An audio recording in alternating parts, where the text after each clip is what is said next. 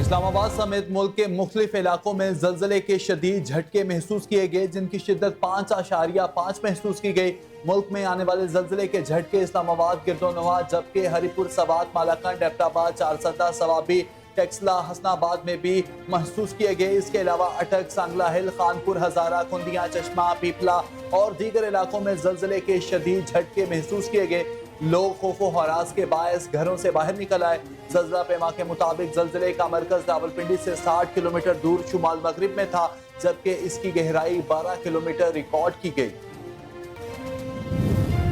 ایٹمی پروگرام تنازع پر ایران اور امریکہ کے درمیان بلاواسطہ مذاکرات آج عمان میں ہوں گے۔ دونوں فریق عمانی وزیر خارجہ سے ملاقات کے بعد مذاکرات کا آغاز کریں گے۔ عباسی عراقچی ایران اور سٹیو ٹکوف امریکی وفد کی قیادت کریں گے۔ عمانی وزیر خارجہ پیغام رسانی کی ذمہ داریاں نبھائیں گے۔ مذاکرات سے ایران کی ترجیحات واضح ہوں گی۔ امریکی وزیر خارجہ مارکو روبیو نے کہا کہ ہمارا موقف واضح ہے، ایران کے پاس جوہری ہتھیار نہیں ہونے چاہیے۔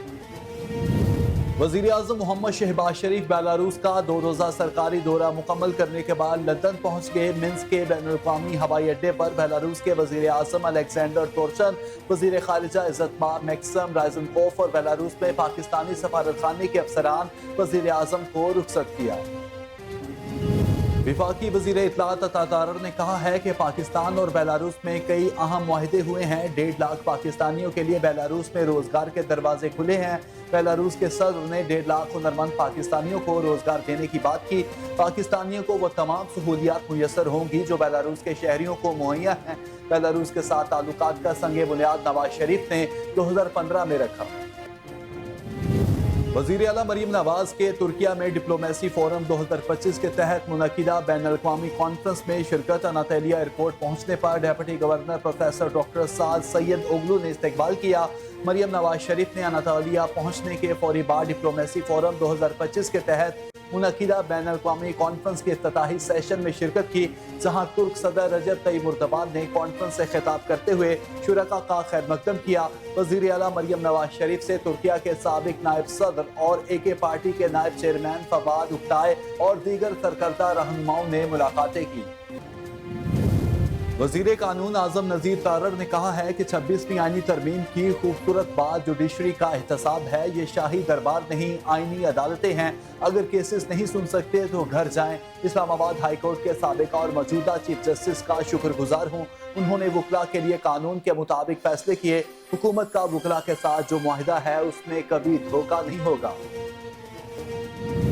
تحریک انصاف کے سیکریٹری جنرل سلمان اکرم راجہ نے PTI کے اسٹیبلشمنٹ سے مذاکرات کے حوالے سے ہونے والے سوالات پر وضاحت دے دی۔ کہا کہ اسٹیبلشمنٹ سے ڈیل کی کوشش اعظم سواتی کی اپنی ہے، PTI کا اس سے کوئی تعلق نہیں۔ ہم ہمیشہ شفاف انتخابات اور قانون کی بالادستی چاہتے ہیں۔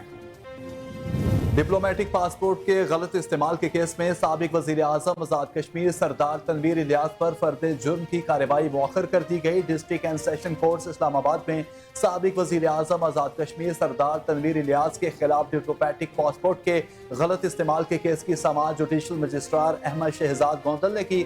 سردار تنویر الیاس کی جانب سے حاضری سے استثناء کی درخواست دائر کی گئی، جس کو عدالت نے منظور کرتے ہوئے سماعت 26 اپریل تک ملتوی کر دی۔ ڈپلومیٹک پاسپورٹ کے غلط استعمال سے متعلق کیس کی آئندہ سماعت پر سردار تنویر الیاس پر فرد جرم عائد کی جائے گی۔